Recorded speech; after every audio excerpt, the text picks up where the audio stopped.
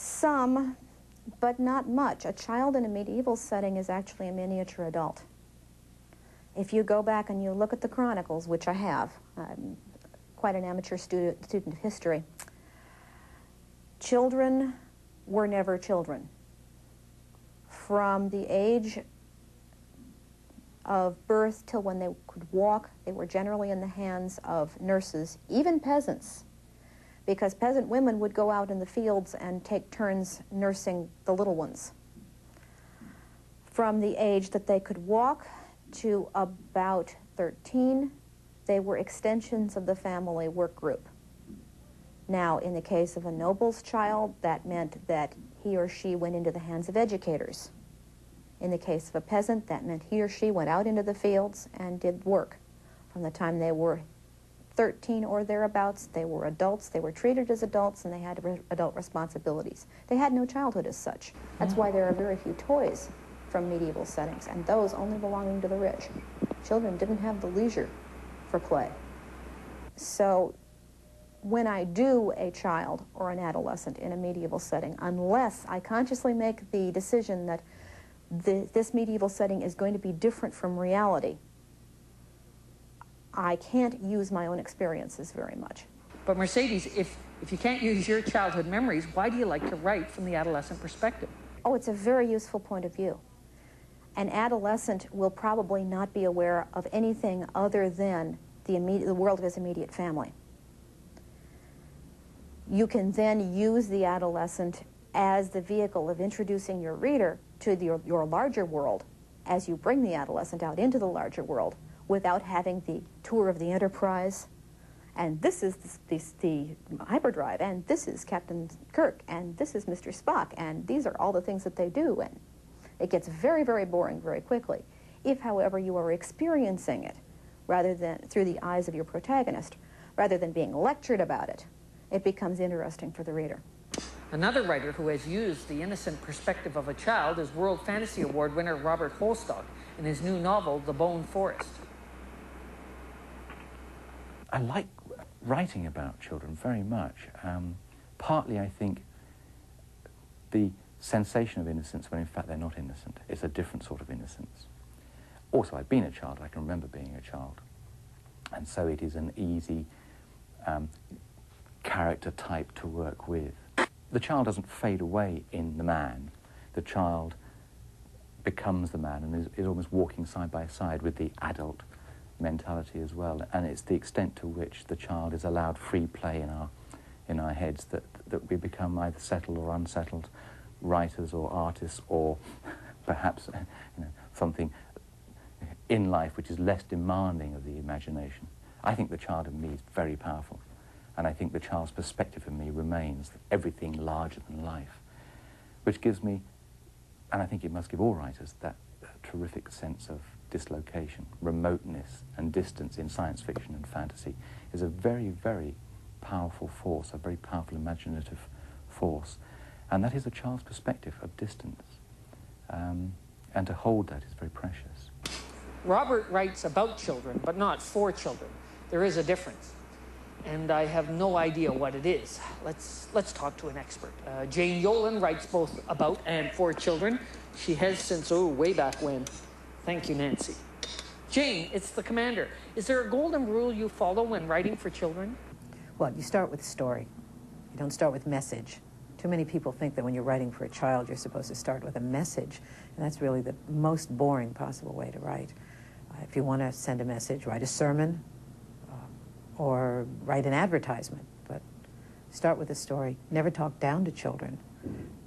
The whole point of children's literature is to be an uplifting experience, to bring them further along with the story.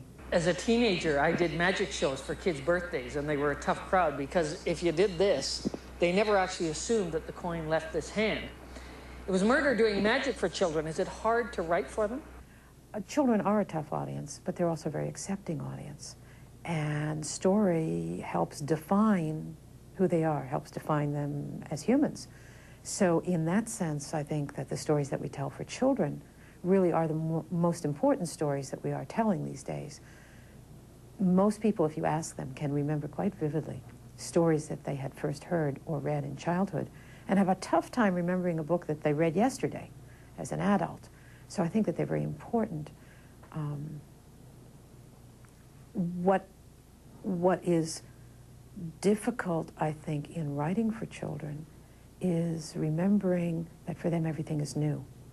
As an adult, things aren't new for me anymore, and so I have to be able to reach down inside myself and find the child's center, that part of me that's still responding to all the newness. And I think that's what makes it more difficult to write. You have a story in the new collection, After the King, Stories in Honor of J.R.R. Tolkien. You even wrote the introduction. I know Tolkien wrote The Hobbit as a children's book, but the continuation of that saga, Lord of the Rings, is regarded as adult fiction. Is there a difference between fantasy for adults and for children? Fantasy and the literature of the fantastic seems to transcend, seems to move over those boundaries. You'll find people who, as adults, read Wind in the Willows, as children will read the Anne McCaffrey dragon novels, will go back and forth. Those things that don't mean anything to them, they'll not even think about. My middle child, who was also the same kind of reader I was as a child, and a compulsive reader, always with a book in his hand, was reading the Anne McCaffrey dragon, the Pern stories, when he was, I think, 8, 9. And so he read them, and then we talked, and I said, you know, when the dragons mate, the adults who are connected with them mate too. And so I said to him, do you want to talk about the sex parts of it? He said, what sex parts? Because as an 8 or 9-year-old, he just wasn't even interested. He just sort of read right past them, and it didn't bother him. He was reading for something else. Why do you think SF doesn't cross those age barriers the way fantasy does? The best books for children are really about the development, the character development of the hero into maturity. Whether that character is a toad or a young King Arthur or whatever. It's really, the quest is the quest for adulthood. And that's not what science fiction tends to be about. So it's very hard to get really good science fiction that isn't either just an adventure or it's just too difficult in what it's asking the children to do. So that there's much more wonderful fantasy. I think some of the finest fantasy books that are written for children. But I think that the best science fiction books are written for adults. Thanks, Jane. Take care. One SF author whose work crosses age barriers is Robert A. Heinlein. The master wrote 13 novels for the juvenile market, all eminently readable by adults. Most involve a young hero. The Rolling Stones features 2, brainy twin brothers on a family vacation touring the solar system in an RV rocket. Twin sisters, on the other hand, are featured in Nancy Kress's novella, Beggars in Spain.